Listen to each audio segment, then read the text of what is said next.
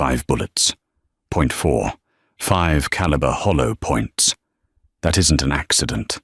That is an execution. But those bullets weren't meant for the 24-year-old waitress trembling in the emergency room. They were meant for the most feared woman in Chicago, the mother of Dante Russo, the city's shadow king. When the smoke cleared on that rainy Tuesday in October, the hierarchy of the underworld didn't just shift, it shattered, because the girl bleeding out on the pavement wasn't family. She wasn't a soldier. She was a ghost no one had ever noticed until she made the ultimate sacrifice. This is the true story of Sienna Cole, the girl who stepped in front of a death sentence, and the secret that left even the coldest hitmen in tears. Chicago, October 12th, 2023. The wind off Lake Michigan was biting, the kind that rattles window panes and seeps into the bones of the city. Inside the penthouse suite of the Gregorian Hotel, however, the air was still. It smelled of expensive leather, cigar smoke, and the faint, antiseptic scent of lilies. Sienna Cole adjusted the collar of her uniform. It was stiff, scratching against her neck. She was invisible here. That was the job description. Be present, but absent. She wasn't a maid, exactly, and she wasn't a nurse, though she had the training for the latter. She was a companion for Caterina Russo, a 70-year-old matriarch who was losing her battle with Parkinson's, but had lost none of her venom. "You're shaking the spoon, girl," Caterina snapped, her voice thin, but sharp as cracked glass. Sienna didn't flinch. She steadied her hand, bringing the silver spoon of broth to the older woman's lips. "It's the wind, Signora." The building sways a little on the high floors. It was a lie. The building was solid steel and stone. Sienna was shaking because Dante was in the room. Dante Russo stood by the floor-to-ceiling window, his back to them. He was a man who seemed to absorb the light around him. Tall, broad-shouldered, tailored in a charcoal suit that cost more than Sienna would earn in a decade. He was on the phone, speaking in low, rapid Italian. Sienna didn't speak the language, but she understood the tone. It was the tone of a man ordering an airstrike. He hung up and turned around. His eyes were the color of cold brew coffee, dark, alert, and entirely devoid of warmth. He didn't look at Sienna. He rarely did. To him, she was furniture, a utility. "Mother," Dante said, walking over to the bedside. "We are moving you to the estate tonight. The city isn't safe." Caterina pushed the spoon away, splattering broth on Sienna's white apron. Sienna immediately dabbed it with a napkin, her movements precise and practiced. "I am not leaving my home because a few Bratva dogs are barking," Caterina hissed. "Your father built this city, and I am trying to keep you alive in it," Dante replied, his voice flat. He finally glanced at Sienna. It was a cursory check, like looking at a clock on the wall. "Pack her things. We leave at 1800 hours. Sharp." "Yes, Mr. Russo," Sienna whispered. As Dante walked out, the heavy oak door clicking shut behind him, Sienna felt the air return to the room. She had been working for the Russo family for 6 months. She needed the money her younger brother, Toby, was in a specialized facility for addiction recovery in Wisconsin, and the bills were astronomical. The agency had placed her here because she was discreet. She had no social media, no boyfriend, no criminal record. She was a blank slate, but she wasn't blind. She knew who Dante Russo was. The papers called him a businessman. The streets called him Il Macellaio the Butcher. He ran the shipping yards, the unions, and the high-stakes poker rings. He was a monster in a silk tie. Yet, there were moments, late at night, when Caterina was asleep. Sienna had seen Dante sitting by his mother's bed, simply holding her hand, his face buried in her palm. He looked exhausted then, human. It was those moments that terrified Sienna more than the guns she knew his bodyguards carried. It's easy to hate a monster. It's dangerous to understand a man. The afternoon passed in a blur of packing. The tension in the penthouse was palpable. Security detail increased. Large men with earpieces, men named Rocco and Sal, paced the hallways. They checked the elevators. They checked the vents. "They're nervous," Caterina muttered, as Sienna folded her silk scarves. The old woman was sitting in her wheelchair, staring at the grey skyline. "Dante is nervous. He thinks I don't see it." "He loves you, Signora," Sienna said softly. Caterina scoffed, but her eyes softened. "Love is a weakness in our world, child.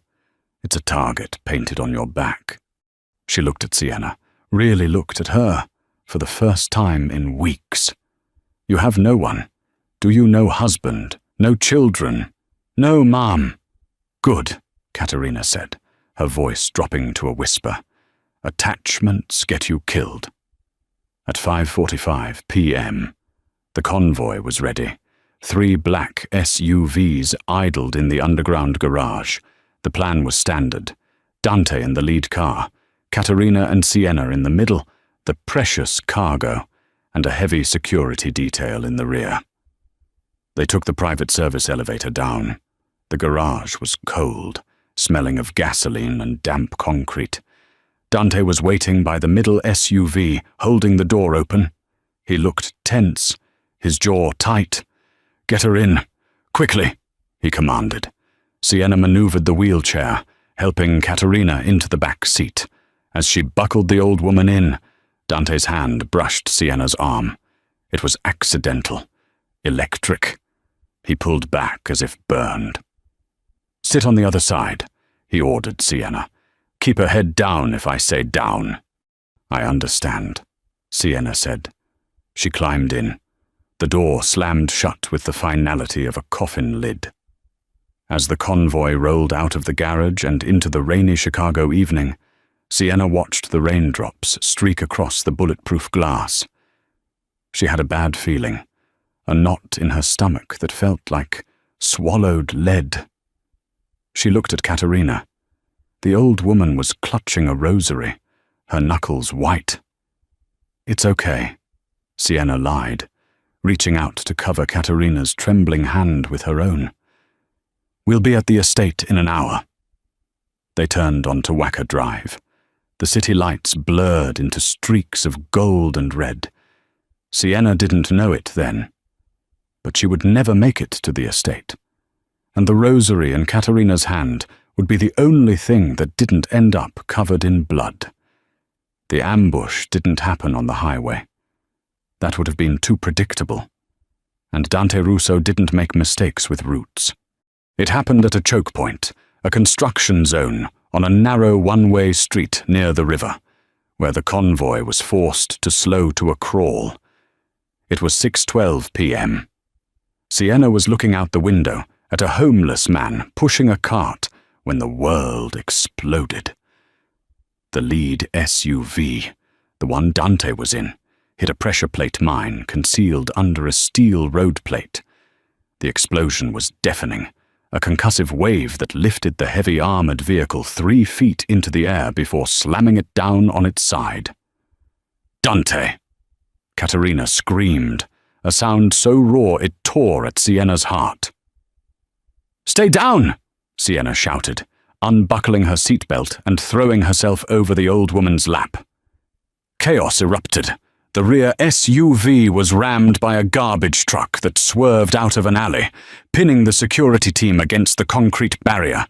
Then came the gunfire. It was rhythmic, precise. Automatic rifles. The sound of bullets hammering against the bulletproof glass of their SUV was like hail on a tin roof. Thwack, Thwack, thwack. Spiderwebs of white cracks appeared on the windows, but they held. "Driver, get us out of here," Sienna yelled at the front, but the driver, a man named Enzo, was slumped over the wheel. A single high-caliber round had punched through the windshield's weak point, the seam near the frame. He was gone.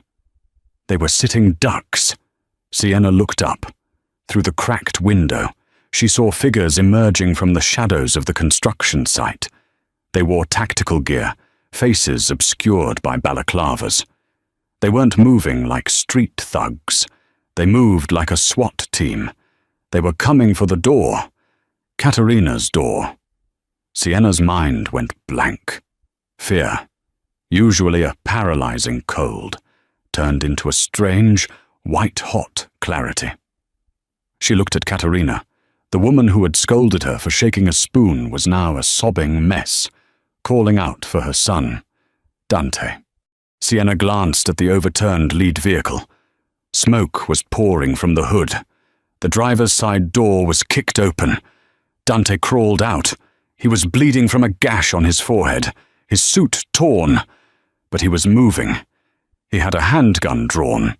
He fired 2 shots, dropping one of the attackers, but he was pinned down by suppressive fire from the scaffolding above. He couldn't get to them. He was 30 feet away, screaming something Sienna couldn't hear over the roar of gunfire. His eyes locked on his mother's car. He looked helpless. For the first time, the King of Chicago looked utterly helpless. The handle of their SUV turned. The lock disengaged. The electronic locks had shorted out from the blast, or they had a master key. The door was ripped open. The cold air rushed in, smelling of cordite and rain. A man stood there. He was huge, blocking out the streetlights. He raised a suppressed submachine gun, leveling it directly at Katerina's chest. There was no time to think, no time to calculate. Katerina froze, staring down the barrel. Sienna didn't freeze. In that fraction of a second, Sienna didn't think about her brother in rehab. She didn't think about her empty apartment or her unpaid bills. She saw the gun. She saw the old woman. She saw Dante, 30 feet away, roaring in silent agony as he tried to run toward them through a hail of bullets. Sienna lunged. She threw her body across the back seat, shielding Katerina completely, turning her back to the open door. Pop, pop, pop, pop, pop. It didn't feel like pain at first. It felt like being punched by a heavyweight boxer. 5 distinct impacts. 1 in the right shoulder, 1 in the lower back, near the spine, 2 in the ribs, 1 piercing the left lung.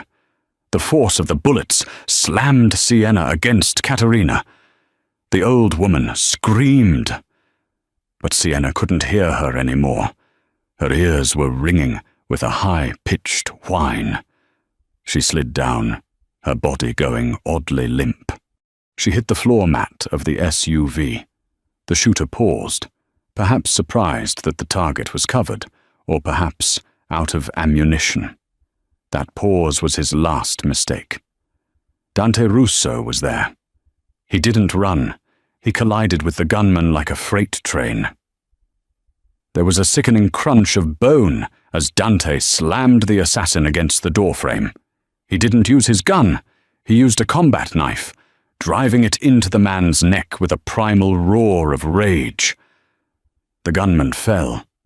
Silence seemed to rush back into the street, heavy and suffocating.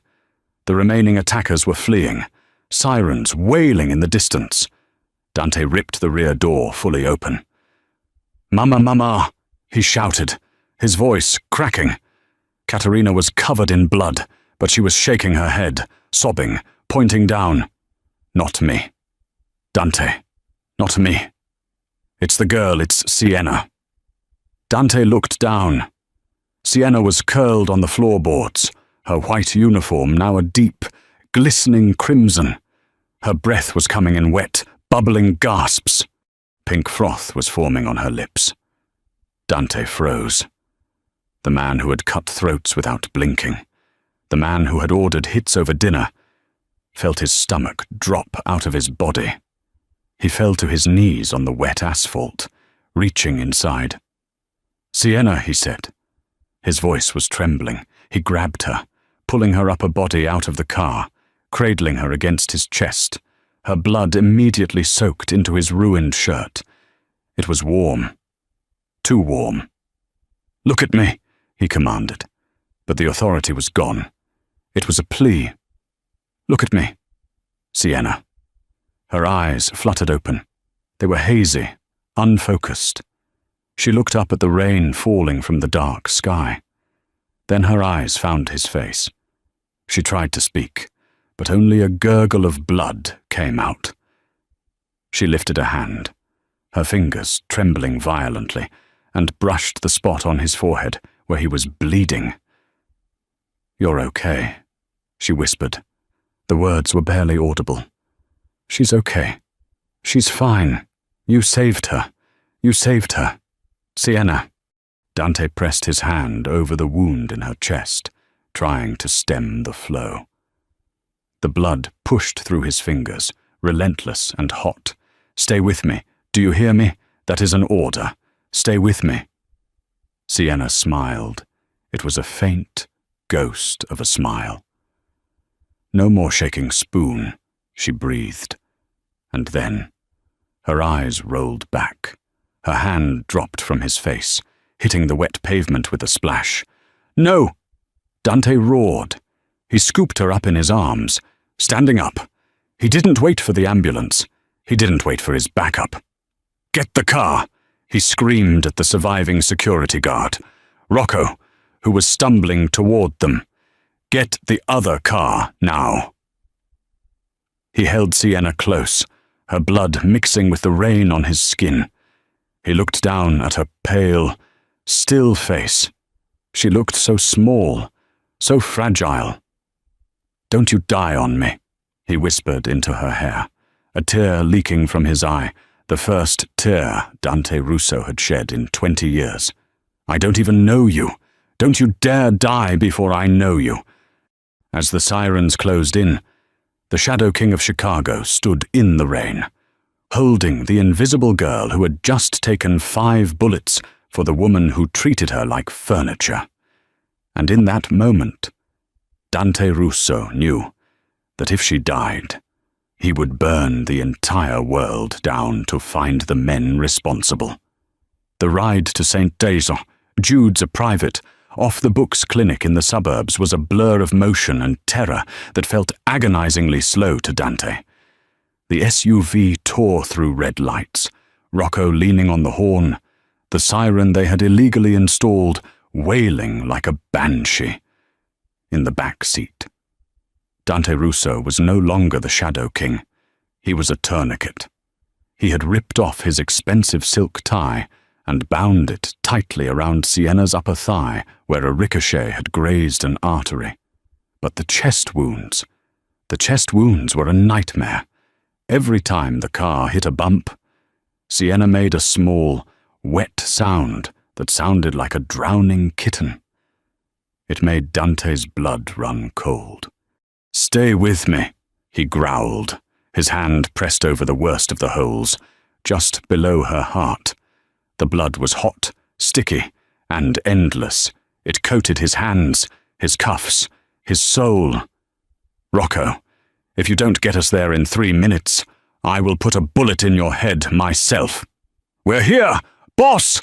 We're here!" Rocco screamed, drifting the heavy SUV into the ambulance bay of the clinic. The doors flew open before the car even stopped. Dr. Aris, a Greek surgeon who had patched up more Russo soldiers than he could count, was waiting with a gurney and a team of 4 nurses. They knew the protocol. No questions, no police, just save the life. Dante didn't wait for them to lift her. He carried her out, placing her onto the stretcher himself. Her head lolled back, her skin the color of ash. She looked dead. She looked so agonizingly dead. Gunshot wounds. 5 count, Dante barked, running alongside the gurney as they rushed her through the double doors. Chest, abdomen, shoulder. Possible spinal involvement. She's losing blood fast. Doctor. Aris shone a penlight into Sienna's eyes. Pupils are sluggish. Get her to trauma 1. Prep the OR. I need 4 units of O negative. Stat. He looked at Dante, stopping him at the swinging doors of the surgical wing. Dante, you stop here. I am coming in, Dante said, his voice a low rumble. He was covered in her blood. He looked like a demon rising from hell. You are not, Aris said firmly, putting a hand on Dante's chest. You are not sterile, and you are in shock. If you come in, you compromise the field. Do you want her to die? Dante froze. The question hung in the air, heavy and absolute. Save her, Dante whispered, gripping the doctor's scrub top. If she dies, Aris, if she dies, burn this building down with me inside it. Go wash up, Dante. The doors swung shut, cutting off the view of Sienna's pale hand, hanging off the side of the gurney. Dante stood there for a long time, staring at the brushed metal of the doors. The adrenaline began to crash, replaced by a shaking that started in his hands and took over his entire body. He looked down at himself. His charcoal suit was ruined. His white shirt was red. He turned and walked mechanically toward the waiting room. It was a sterile, private lounge designed for high-end clientele. Leather chairs, espresso machine, muted TV. Katerina was there. His mother was sitting in a wheelchair, a blanket draped over her shoulders. A nurse was cleaning a cut on her cheek. But otherwise, she was unharmed. Physically, mentally. The Iron Lady of Chicago was shattered. She was staring at her hands, which were clean now, but she kept rubbing them together as if trying to wash something off. When Dante walked in, she looked up. Her eyes were red-rimmed and terrified. Is she? Katerina's voice broke. Surgery, Dante said. He walked over to the wet bar, poured a glass of whiskey, and downed it in one swallow. It tasted like water. He poured another. Doctor, Aris is working on her. She jumped, Katerina whispered, almost to herself. She didn't hesitate. Dante. The door opened. I saw the gun. I froze. I have seen guns my whole life, and I froze. She looked at her son, tears streaming down her wrinkled face. She is a nobody, a girl from an agency. She makes minimum wage. Why did she do it? Dante stared at the amber liquid in his glass. I don't know. She was shaking the spoon earlier, Katerina sobbed, a sudden, jagged laugh escaping her. I yelled at her because she was shaking the spoon. I told her she was clumsy. She covered her face with her hands. I treated her like a servant, and she died like a soldier. She isn't dead yet, Dante said sharply. He couldn't hear that word. Not yet. He sat down opposite his mother, leaning forward, elbows on his knees, hands clasped. He watched the clock on the wall. 7 p.m., 8 p.m., 9:30 p.m. The silence in the room was suffocating. Rocco came in and out, whispering updates about security, about the lockdown of the city. But Dante waved him away. He didn't care about the city. He cared about the rhythm of the clock. At 11:15 p.m., the double doors opened. Dante was on his feet instantly. Doctor, Aris walked in. He looked exhausted. His surgical cap was in his hand, and there were sweat stains on his scrubs. He walked over to Dante and Katerina. Well, Dante demanded. The single word cracked like a whip. Aris sighed, rubbing his temples. She is alive. Dante let out a breath he felt he had been holding for 5 hours. Katerina crossed herself, murmuring a prayer. But, Aris continued, his face grim, it is bad. Dante, very bad. We had to remove her spleen. She lost a kidney. One bullet collapsed her left lung, and another grazed the L4 vertebrae. She has lost a massive amount of blood. Her heart stopped twice on the table. Dante flinched. Twice. We revived her, Aris said. She is in a medically induced coma to let her body heal. The next 48 hours are critical. Infection, organ failure. Clotting, the list of risks is long. If she wakes up, there is a chance she may never walk again. She will walk, Dante said, a dark refusal in his tone. She will walk if I have to build her legs of gold. We do what we can, Aris said. She is in ICU. You can see her, but only for a moment. Dante nodded. He turned to Rocco. Take my mother to the estate. Triple the guard. No one in or out. Put the compound on lockdown. Dante, come with us, Katerina pleaded. It's not safe here. I am staying, Dante said. Dante. Go, mother. He waited until they left. Then he walked down the hallway to the ICU, room 4. The room was dim, lit only by the blinking lights of the monitors. The sound was rhythmic, the whoosh hiss of the ventilator, the steady beep, beep, beep of the heart monitor. Dante stepped inside and closed the door. Sienna looked tiny in the hospital bed. She was hooked up to a dozen tubes. Her face was swollen, a tube down her throat breathing for her. Her chest, wrapped in thick bandages, rose and fell mechanically. Her skin was so translucent he could see the blue veins beneath it. She didn't look like the girl who had blended into the background of his penthouse. She looked like a broken angel. Dante approached the bed slowly, as if she were made of glass. He reached out and touched her hand. It was cold, limp. He pulled a chair up to the bedside and sat down. He, the man who terrified seasoned criminals, felt a lump form in his throat. You foolish girl, he whispered to the silence. Why take a bullet for a name that isn't yours?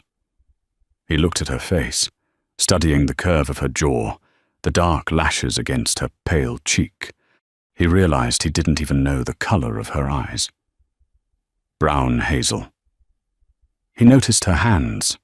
They were rough, not the soft, manicured hands of the women he usually dated. These were working hands, calloused fingertips, short nails, a small burn scar on the thumb. I don't know who you are. Sienna Cole, Dante said, his voice low and dangerous, a promise made to the universe. But you are under my protection now, and the men who did this to you. He gently squeezed her cold fingers. They are going to wish they had died in that car. Dante didn't sleep. He sat there, holding her hand, watching the monitor, waiting for the sun to rise on a city that was about to bleed. Morning broke over Chicago, grey and dismal, matching the mood inside the Russo stronghold. But Dante wasn't at the stronghold. He was still at the clinic, shaving in the small bathroom of Sienna's recovery room.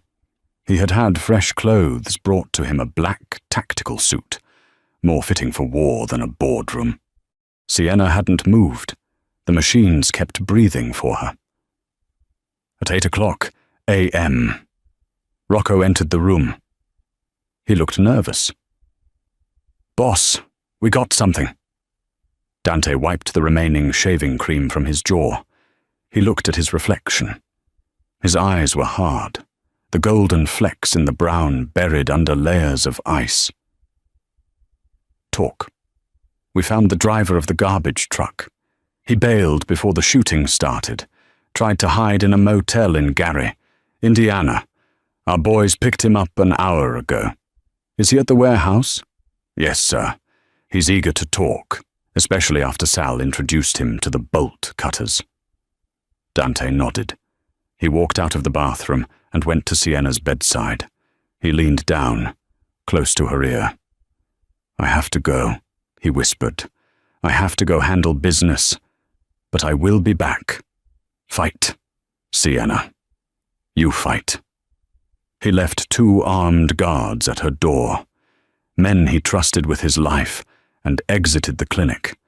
The warehouse was a soundproofed meatpacking facility in the meatpacking district, a relic of the old days. It smelled of bleach and iron. The driver, a low-level thug named Mickey the Rat, was tied to a chair in the center of the room. He was already in bad shape. His face was swollen, and he was weeping. Dante walked in. He didn't yell. He didn't pick up a weapon. He simply pulled up a metal chair and sat directly in front of Mickey. He crossed his legs and adjusted his cuffs. "Mickey," Dante said softly. The man flinched as if struck. "Mr. Russo, I swear to God, I didn't know it was your mother. They just told me to block the convoy. They said it was a heist." "Who are they?" Dante asked. "I don't know names. It was a text, an encrypted app. They paid in crypto." Dante sighed. He stood up and walked to a table where a variety of tools were laid out. He picked up a heavy wrench, weighing it in his hand. "Mickey, you blocked my mother's car. You trapped her. And a girl, an innocent girl, is currently breathing through a tube because of you." Dante turned, his face void of emotion. "You are going to tell me something better than it was an app?" "It was the Irishman's crew," Mickey screamed, straining against the ropes. "I saw the guy who paid the drop. He had a shamrock tattoo on his neck. It was O'Malley's Lieutenant Finnegan. It was Finnegan." Dante paused. The O'Malley Syndicate. The Irish mob had been quiet for years, adhering to the truce Dante's father had brokered. If they broke it, this wasn't a skirmish. It was a declaration of war. "Finnegan," Dante repeated. "Are you sure?" "Yes, yes. I swear on my mother's life." Dante looked at Rocco. "Dispose of him." "Wait, no! I told you!" Mickey screamed as Dante turned his back. "You told me what you knew," Dante said, walking toward the exit as the screams intensified behind him. "But you touched my family. There is no currency that buys forgiveness for that." Dante sat in the back of his armored car, rubbing his temples. The O'Malleys. It made sense, in a twisted way. They wanted the port access Dante controlled, but to hit his mother, that was desperate or personal. "Boss, where to the estate?" Rocco asked from the front seat. "No," Dante said. He pulled a file folder out of his briefcase. It was the personnel file for Sienna Cole. He had ordered it the moment the shooting stopped. "Go to 42B Cicero Avenue." Rocco looked in the rearview mirror, confused. "Cicero. That's not a good neighborhood." "Boss." "It's her address," Dante said. He needed to know who she was. He needed to understand the stranger who had saved his world. The building was a crumbling brick tenement on the south side. The hallway smelled of boiled cabbage and stale cigarettes. Graffiti covered the peeling wallpaper. Dante, flanked by 2 guards, walked up the 3 flights of stairs. He picked the lock of apartment 3B himself. The door creaked open. Dante expected a mess. He expected the chaotic life of a young woman in the city. What he found was a monk's cell. The apartment was spotlessly clean, but completely bare. There was a thin mattress on the floor in the corner, neatly made. A small table with 1 chair, a kitchenette with no food on the counters. It was freezing. Dante checked the radiator. It was turned off. In October. He walked into the room, his expensive Italian leather shoes clicking on the worn linoleum. He opened the refrigerator. a half-empty carton of milk, a jar of peanut butter, 3 apples. That was it. Jesus, Rocco muttered from the doorway. She was living like this. Dante felt a strange twisting in his gut. He paid his staff well. Sienna's salary should have been enough for a decent apartment, heat, and food. Where was the money going? He walked over to the small table. There was a neat stack of envelopes. He picked them up. They were bills, but not for her. Oak Creek Recovery Center. Patient Tobias Cole. Monthly invoice $8,500. Status overdue. There was a second letter, typed in red ink. Final notice. Mr. Cole will be discharged on October 15th if the outstanding balance of $12,000 is not paid in full. October 15th. That was 3 days away. Dante put the letter down. His hand was trembling slightly. He looked around the room again. He saw the details now. The patched-up shoes by the door. The library books on the floor because she couldn't afford to buy them. The handwritten budget on a notepad where she had calculated her expenses down to the penny. Bus fare $2.50. Lunch skip. Toby's meds $40. She was starving herself. She was freezing in the dark. She was working 12-hour shifts dealing with his mother's abuse. All to keep her brother in rehab. And then, when the bullets flew, she didn't hide. She didn't think about her brother then. She thought about Katerina. Dante felt a wave of shame so profound it nearly brought him to his knees. He had looked at her every day for 6 months and seen nothing. He had seen a uniform. He hadn't seen the warrior beneath it. He picked up a framed photo on the windowsill. It was the only personal item in the room. It showed a younger Sienna, smiling, her arm around a skinny, pale boy who looked like her. They were laughing. She looked happy, radiant. He touched the glass over her face. "Rocco," Dante said. His voice was thick. "Boss, call the bank. Wire $50,000 to Oak Creek Recovery Center. Tell them Tobias Cole's treatment is paid for the next year, and tell them if they ever send a threatening letter to this family again, I will buy the facility and fire everyone in it." "Done," Rocco said, typing on his phone. "Then call the real estate manager. Have the penthouse at the marina prepped, the one with the view of the lake." "For who?" "Boss." "For her," Dante said, putting the photo into his jacket pocket, right next to his heart. "She is never coming back to this rat hole. She is never going to be cold again. She is never going to be hungry again." He walked to the door, taking one last look at the empty, freezing room that held the secrets of the woman who had saved him. And Rocco. "Yeah, boss. Find out where Finnegan is tonight. I'm not sending a hit squad." Dante stepped out into the hallway, his eyes burning with a cold, terrifying fire. "I'm going to kill him myself." The first thing Sienna Cole felt was not pain, but thirst, a dry, scraping thirst that felt like she had swallowed a handful of desert sand. She tried to swallow, but something hard and plastic was in her throat. Panic, sharp and immediate, flared in her chest. She tried to sit up. Her body didn't move. It screamed. A fire hot, white, and blinding erupted in her torso, radiating from her chest to her hip. The monitor beside her exploded into a frantic, high-pitched alarm. "Easy, easy, Sienna. Do not move." The voice was deep, rough, and strangely familiar. A large, warm hand covered hers, pressing it gently back onto the mattress. Sienna blinked, her eyelids feeling like lead weights. The harsh fluorescent lights of the ICU burned her retinas. Slowly, the blur resolved into a face, Dante Russo. But not the Dante Russo she knew, not the immaculate, cold statue in the charcoal suit. This Dante looked like he had been to war. His jaw was covered in heavy stubble. His eyes were bloodshot, rimmed with dark circles that spoke of days without sleep.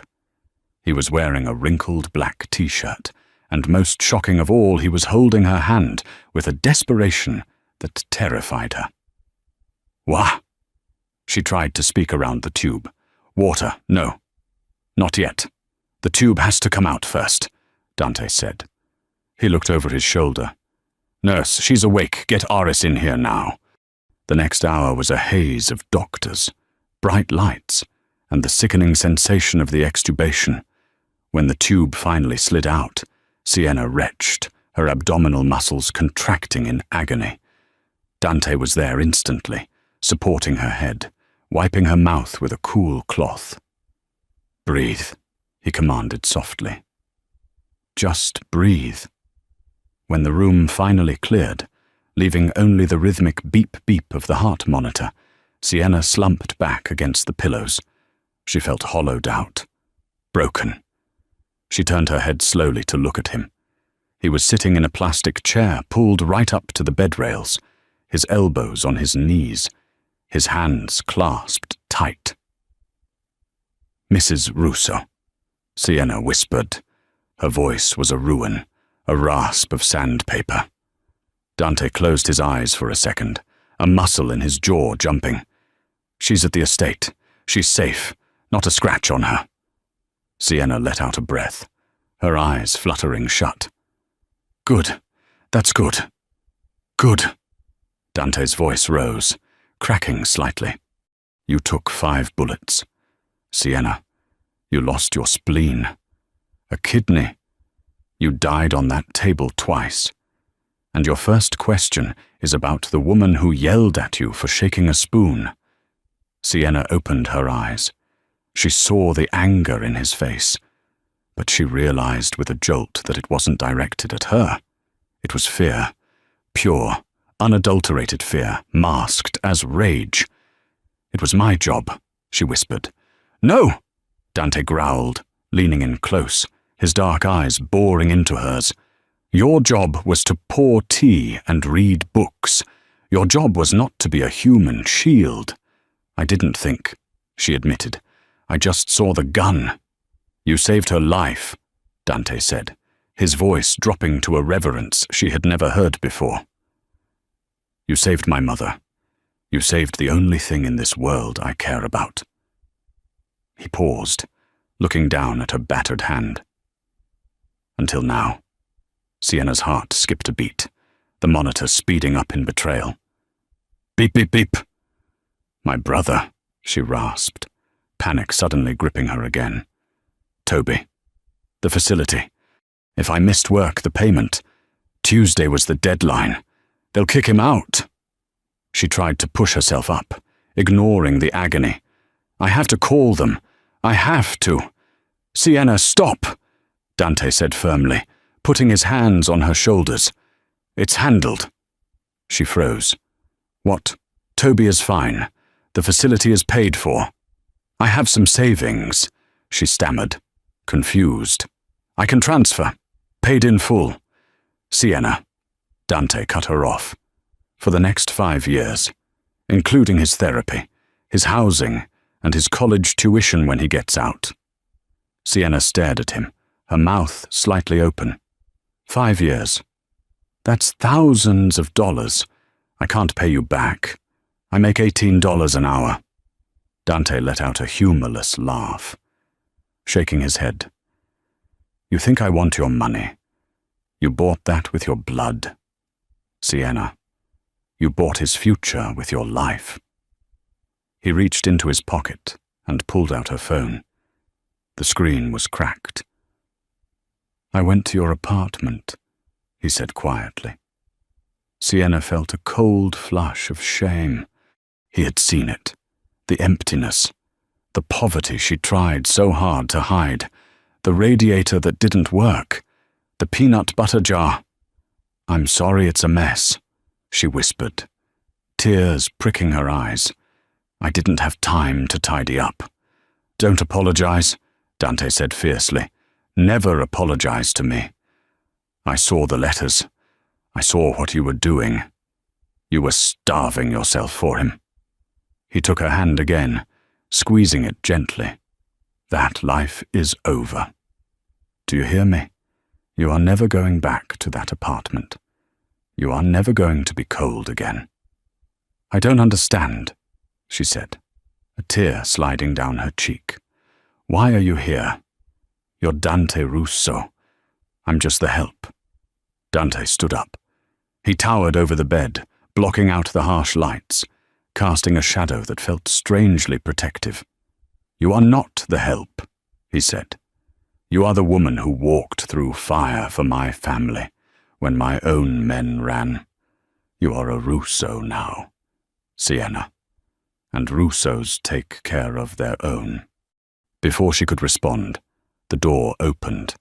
A nurse wheeled Katerina in. The old woman looked smaller than Sienna remembered. Frail. When she saw Sienna awake, she let out a sob that sounded like a child's cry. She tried to stand up from her wheelchair, her legs shaking. Mama, sit down, Dante warned. Hush, Dante, Katerina snapped, though her voice lacked its usual venom. She wheeled herself to the bedside. She reached out with trembling hands and cupped Sienna's face. I am a wicked old woman, Katerina wept, tears streaming into the deep lines of her face. I treated you like a ghost, and you gave me a life. Signora, please, Sienna whispered, overwhelmed. No more Signora, Katerina said, kissing Sienna's forehead. You call me Katerina. You are my daughter now, and if this idiot son of mine doesn't treat you like a queen, I will shoot him myself.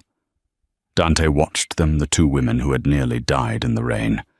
He felt a tightening in his chest that he hadn't felt in years. He had spent his life building walls, amassing power, turning his heart into a vault. And one girl, with zero power and a heart too big for her chest, had shattered it all in 5 seconds. He walked to the window, looking out at the Chicago skyline, somewhere out there. Finnegan was hiding, somewhere out there. The men who put those holes in Sienna were breathing.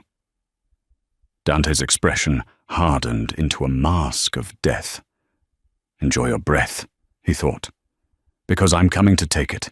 Recovery was not a montage. It was a slow, grueling hell. 2 weeks later, Sienna was discharged from the clinic. She was not taken to her apartment on Cicero Avenue. She was taken to the Russo estate, a sprawling fortress in Lake Forest, surrounded by 12-foot iron gates and patrolled by men with assault rifles. She was given the East Wing suite, a room larger than her entire apartment building. It had floor-to-ceiling windows overlooking the manicured gardens, a fireplace that was always lit, and a bed that felt like sleeping on a cloud. But Sienna couldn't sleep. Every time she closed her eyes, she heard the pop, pop, pop of the gunfire. She felt the impact. She smelled the blood. She woke up screaming 3 nights in a row. On the 4th night, the door to her suite opened. Dante was there. He was wearing pajama bottoms and a t-shirt, his feet bare. He held a glass of warm milk and a bottle of pills. Pain, he asked, his voice rough with sleep. Memories, she whispered, pulling the silk sheets up to her chin. She was sweating, shivering. Dante set the glass down and sat on the edge of the bed. He didn't try to hug her. He knew she was fragile.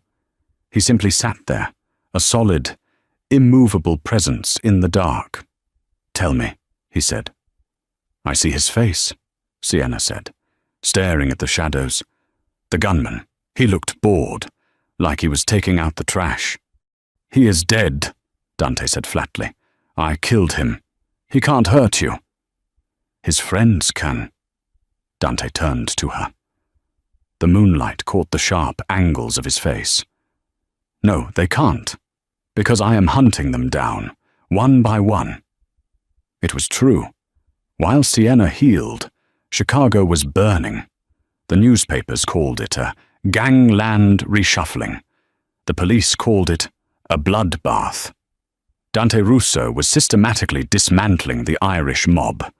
Warehouses belonging to the O'Malleys mysteriously caught fire. Shipments of drugs were intercepted and dumped into the lake. Lieutenants were found beaten in alleyways with one-way tickets to Ireland, stapled to their jackets. Dante was at war. But every night at 7 p.m., he was at the estate for dinner. He would sit at the long mahogany table, with Caterina on one side and Sienna on the other. Sienna, still weak, would pick at her food. Dante would watch her, his plate untouched until he saw her eat. "Eat the protein," he would say gently. "Doctor, Aris said you need iron. I'm not hungry. Dante, for me," he would plead, and she would eat. The intimacy between them grew in the quiet moments. It wasn't a romance of flowers and dates. It was a romance of survival. One evening, 3 weeks after the shooting, Sienna was trying to walk down the hallway. Her physical therapist had left for the day. She was using a cane, her steps slow and agonizing, her side stitched with pain where the spleen used to be. She stumbled. She didn't hit the floor. Dante caught her. He had been walking behind her, shadowing her steps like a guardian angel. He scooped her up into his arms effortlessly. "I can walk," she protested, breathless, her face inches from his neck. He smelled of sandalwood and expensive scotch. "You're trembling," he noted. He carried her not to her room, but to the library. He sat on the large leather sofa, settling her onto his lap. "Dante, this is quiet," he murmured. He began to massage her calf, where the muscle had cramped. His hands were large, strong, but incredibly gentle. "Why are you doing this?" Sienna asked, her voice small. "You have an army of servants. You have nurses." Dante didn't look up from her leg. "Because they didn't almost die for me." "I'm just a waitress. Dante, a companion. This doesn't make sense." Dante stopped. He looked at her, his eyes dark and intense. "You think you're just a waitress, Sienna? The whole city is talking about you. They call you the Iron Angel. My men who kill for a living, they toast your name in the barracks. You are not a waitress. You are the only person in this house with a pure soul." He leaned in, his forehead resting against hers. "And I am terrified," he whispered. "I am terrified that I am going to ruin you. I am a bad man. Sienna, I do bad things."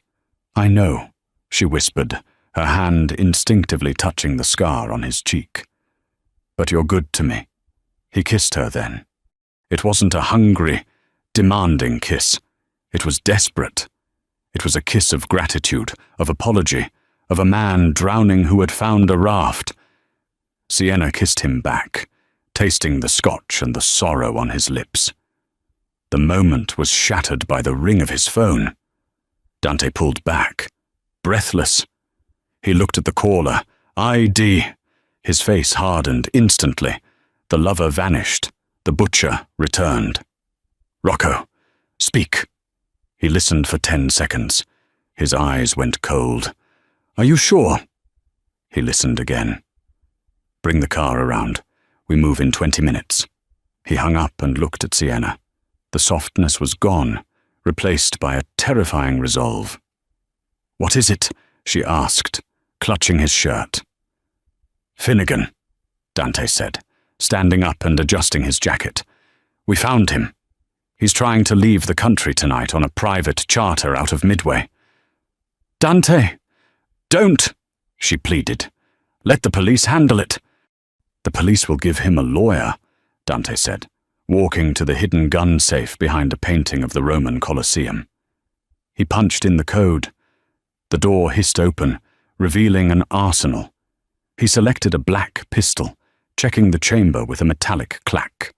"I am going to give him a grave." He turned to her. "Stay in this room. Rocco has the perimeter. Do not open the door for anyone but me."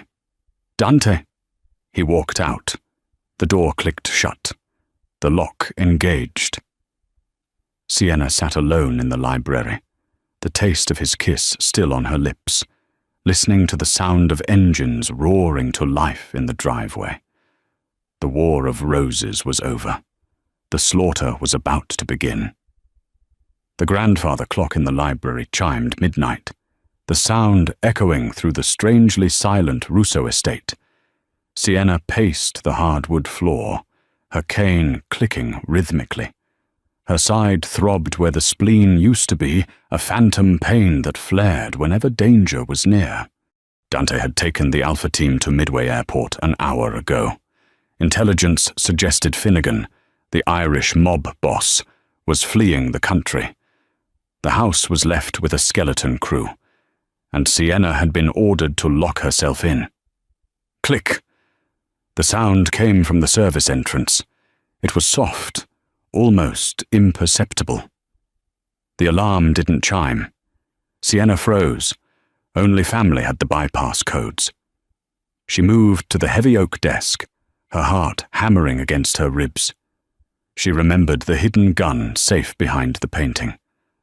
Dante had left it unlocked in his haste. Her hands shook as she pulled out the heavy snub-nose revolver. She had never fired a gun, but she gripped it with both hands, aiming at the library door. The handle turned. The lock, engaged only moments ago, was picked in seconds. The door swung open. It wasn't a hitman in a mask. It was Carlo Russo, Dante's cousin, the man who managed the family's legitimate finances, the man who had brought Sienna tea just yesterday. "Carlo," she whispered, the betrayal hitting her harder than a bullet. Carlo smiled, closing the door behind him. He held a silenced pistol loosely at his side. "Hello, Sienna. You really should be in bed. Recovery takes rest." "You bypassing the alarm?" she asked, her voice trembling. "Why?" "Because the airport is a decoy," Carlo said, stepping closer. "Finnegan isn't at Midway. I sent Dante there to chase a ghost while I clean up the loose ends here. You see, the Irish didn't want a war. I did. I leak the route. Dante dies. I take the throne. Simple." He raised his gun. "Dante is a relic. He rules with honor. I will rule with profit." "He'll kill you," Sienna warned, backing against the desk. "He has to catch me first." Carlo laughed. "Say goodbye. Waitress." Sienna didn't hesitate. She squeezed the trigger. Bang! The recoil nearly broke her wrist. The shot went wide, shattering a vase on the mantel. Carlo flinched, then sneered, leveling his weapon at her chest. But before he could fire, the heavy velvet curtains behind him exploded inward. Glass shattered as a dark figure swung through the terrace window, colliding with Carlo like a freight train. It was Dante. He hadn't gone to the airport. Carlo screamed as Dante pinned him to the floor, knocking the gun away. "Dante, we're blood. You are not blood," Dante roared, his hands wrapping around his cousin's throat. His face was a mask of biblical wrath. "You are a cancer." Sienna watched, paralyzed, as the King of Chicago extinguished the threat. It was over in seconds. The silence that followed was heavier than the violence. Dante stood up, straightening his suit. He looked at the body, then at Sienna. He saw the gun in her hand and the terror in her eyes. He walked over, gently prying the weapon from her fingers. "I thought you were at the airport," she sobbed, collapsing into him. "I knew," Dante whispered into her hair, holding her so tight she could feel his heart racing. "I knew it was him. The airport was a trap for him, not me. I was waiting on the terrace. I just needed him to show his hand." He kissed her forehead, his voice breaking. "I would never leave you unprotected. Never." 1 year later, the wind off Lake Michigan was biting, but inside the new penthouse overlooking Navy Pier, the air was warm. Sienna stood before the floor-to-ceiling mirror. The angry red scars on her torso had faded to silvery lines. She traced them absently. "Stop staring at them," a deep voice rumbled. Dante walked up behind her, wrapping his arms around her waist. He kissed the scar on her shoulder. "They are proof that you are stronger than me." "I'm not," Sienna smiled, leaning back against him. "You are," he insisted. "You turned a butcher into a husband." Life had changed. The war was over. The Russo Empire now ran with a quiet, lethal efficiency. But the chaos was gone. Toby was a sophomore at Northwestern, studying engineering on a scholarship Dante had set up. Katerina was living in the guest wing, currently knitting aggressive amounts of baby clothes for a great-grandchild she insisted was inevitable. "Are you ready?" Dante asked. "For what?" He didn't get down on one knee. That wasn't his style. He simply reached into his pocket and pulled out a ring. It was a vintage ruby, dark as blood, surrounded by black diamonds. "Marry me." "Sienna," he said, his eyes vulnerable for the first time in his life. "Not for protection, not for the family. Marry me because I cannot breathe when you are not in the room." Sienna looked at the ring, then at the man who had pulled her from the wreckage of her poverty and given her a kingdom. "Yes," she whispered, turning to kiss him. "Always yes." The girl who was invisible had become the queen, and the king who had no heart had found it in the trajectory of a bullet. 5 bullets. That's what it took to shatter the hierarchy of the Chicago underworld. Sienna Cole didn't just save a life that day. She saved a soul. Her story reminds us that true loyalty isn't bought, it's bled for. It proves that even in a world built on darkness, love can still be the most dangerous weapon of all. If this story kept you on the edge of your seat, please hit that like button. It really helps the channel grow. What would you have done in Sienna's shoes? Let me know in the comments below. And don't forget to subscribe and ring the bell so you never miss a twisted tale of romance and danger. Thanks for watching, and I'll see you in the next shadow.